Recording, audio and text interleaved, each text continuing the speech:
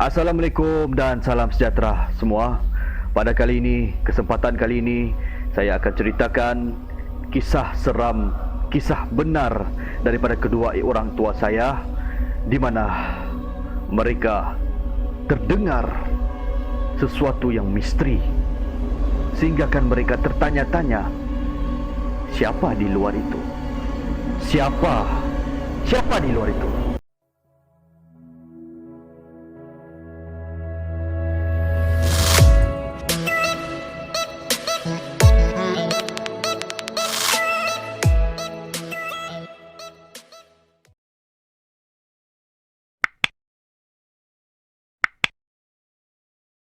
Okey, mari kita mulakan penceritaan.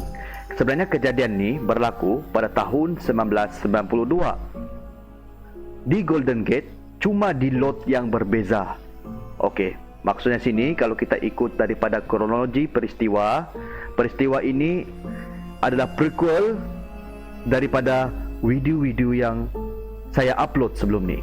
Okey, di mana saya masih lagi kecil, bayi baru berumur 1 tahun pada tahun 1992 tu. Dan kenapa kami berpindah daripada situ, itu nanti saya ceritakan. Masa tu saya tidak tidur dengan bapa dan mama saya. Saya tidur di bilik nenek dan datuk saya. Okey, jadi mereka berdua saja di bilik tu. Bilik tu dia lebih kurang sama dengan video yang saya ceritakan sebelum ni. Tidak ada tingkap, cuma ada dawai-dawai pengudaraan di dinding yang atas, di tinggi sikit, yang menghadap ruang tamu. Jadi kalau panjat, boleh nampaklah suasana pemandangan di ruang tamu. Malam kejadian tu lebih kurang pukul 11 malam. Jadi 11 malam pastinya semua yang tinggal di rumah tu sudah tidur, termasuklah datuk sama nenekku, makcikku. Semua ada dalam bilik. Tiada siapa-siapa pun yang tinggal di ruang tamu masa tu. Dapat kamu bayangkan, terutamanya yang menonton video ini pada waktu malam, pukul 12 malam. Bagaimana suasananya? Bagaimana? Memang agak sunyi, suram bukan? Kalau ada lipas atau tikus yang berjalan pun kita dapat dengar. Apalagi kalau bunyi pekikan cicak kita dapat dengar. Jadi, pada malam itu, mama sama bapa saya terkejut. Dorang dengar ada bunyi mainan di luar. Bunyi tu macam dorang familiar betul. Hai, ini macam bunyi mainan si BJ ni. Bunyi mainannya ni. Jadi, dorang dengar betul-betul. Betul ke tu bunyi mainan? Karong salah dengar. Masalahnya, mama aku dengar, bapa aku pun dengar. Dua-dua dengar. Jadi dah salah lah, memang dah salah dengar. Dorang dengar betul-betul. Ikut logik akal, masa tu aku belum pandai berjalan. Takkanlah aku pandai buka pintu bilik nenekku pergi bermain di luar. Takkan pula atukku atau nenekku amai-amai tangan mau main mainanku tengah malam. Sedangkan di luar tu sunyi sepi. Tiada pun bunyi tapak kaki orang di luar pergi ruang tamu berjalan-jalan. Biasanya kita akan dengar akan ada bunyi langkah kaki pergi ruang tamu, untuk pergi ke tandas, kita akan dengar. Tapi yang jelasnya cuma bunyi itu saja yang berbunyi. Bunyi mainan ayamku. Dia bentuk ayam. Bila kita tarik dia ada tali. Kita tarik tali itu di belakangnya, dia akan bergerak. Dia akan bergerak dan mengeluarkan bunyi yang memang senang dicam. Jadi mama sama bapakku ni memang dorang tahu, memang bunyi mainanku lah. Tak syak lagi, memang bunyi mainanku lah. Itulah bunyi mainanku yang paling familiar bunyinya time tu. Tanpa rasa takut, tanpa rasa cemas, bapakku selambar saja pergi buka pintu. Buka dia pintu, drop, buka pintu, tengok di ruang tamu, tengok tempat mainan yang disyaki memang bunyinya daripada situ. Tiada apa-apa pun. Tiada apa-apa. Mainan tu yang disyaki bunyinya memang bunyi daripada mainan tu lah di dalam bakul. Tiada pun apa-apa mainan terkeluar daripada situ. Masih tersusun balik rapi, macam keadaan masa disusun sebelum semuanya masuk tidur. Begitulah, tiada statik.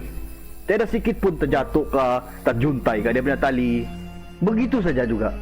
Sama, bunyi itu terus berhenti bila dibuka. Bayangkan, daripada bunyi bising, krak krak krak krak krak krak krak krak sampai terganggu orang daripada terlelap. Tiba-tiba bila buka saya pintu, senyap, mainan tu balik di tempat asalnya. Tanpa sebarang gangguan pun, tanpa sebarang diusik. Mungkin perasaan kita saja tu Yong. Bila mamaku sama bapakku. Mamaku ni panggil bapakku Yong. Yong tu kira panggilan manja lah. Begitu. Jadi, dorang sudah anggap, dorang sudah tidak dengar apa-apa sudah selepas buka tu. Mungkin jugalah dorang beranggapan perasaan siapa kali kan. Mungkin sebab terlalu penat kan. Macam begitulah. Jadi, tutup pintu, timpang balik, rehat, berbunyi lagi balik. Kruk krak kruk krak kruk. Hai, tadi tiada berbunyi lagi balik. Hai, siapa tu? Mungkinkah pencuri yang cuma memperdayakan? Mungkinlah, mungkin kemungkinannya tu pun kita ambil 30% saja. Begitulah dalam pemikiran orang beliau ke masa tu. Berbunyi lagi dia. Jadi mama sama bapakku ni pasang satu idea untuk intai entiti di luar, siapa yang main itu benda. Aku tentunya tidak, kan? Takkanlah aku terbang daripada bilik. Jadi mama sama bapakku ni, dorang bilang beginilah, kita panjat ini di atas. Jadi bapakku saya yang panjat, mamaku tidak panjat. Okey. Dan bapakku biar aku panjat di dekat atas dawai. Ada kan saya cakap tadi, yang di bilik tu dia tiada tingkap, tapi dia ada ruang pengudaraan dawai yang bila kita naik di atas, kita boleh nampak pemandangan di ruang tamu. Okey. Jadi bapakku ni dia panjat tengok balik. Dia mau tahu siapa juga tu, siapa. Naik pergi atas tengok. Beliau ku tengok, hai, masih juga macam tadi masa beliau ku buka pintu. Begitulah juga pemandangannya. Mainan tersusun rapi, tiada sebarang tanda dia dusik. Begitu saja. Bunyi itu pun tiada suara dengar. Ai, bilang beliau ku. Turun dia, bagi tahu sama mama. Tiada. Tiada, suruh tengok, tiada juga. 3 minit selepas beliau ku turun daripada ruang pengudaraan, berbunyi lagi balik. Macam yang sebelum-sebelum ni. Berbunyi berulang-ulang kali. Last, bapakku sudah buat kesimpulannya, memang entiti di luar tu, entiti di alam lain. Allah bagi dia keizinan untuk diperdengarkan pada malam tu. Dan mungkin juga entiti tu menduduki rumah tu. Jadi beliau ni pun sudah anggap benda ni benda yang bukan mustahil. Sebab terlampau banyak pengalaman-pengalaman yang dia alami di Golden Gate. Dari dia bujang sampailah dia kahwin ni, dia diuji. Jadi bukan itu saja, di rumah tu juga pernah ada peristiwa paip berbuka, bangun-bangun esok banjir ke rumah. Paip buka, tapi tidak tahu siapa yang buka.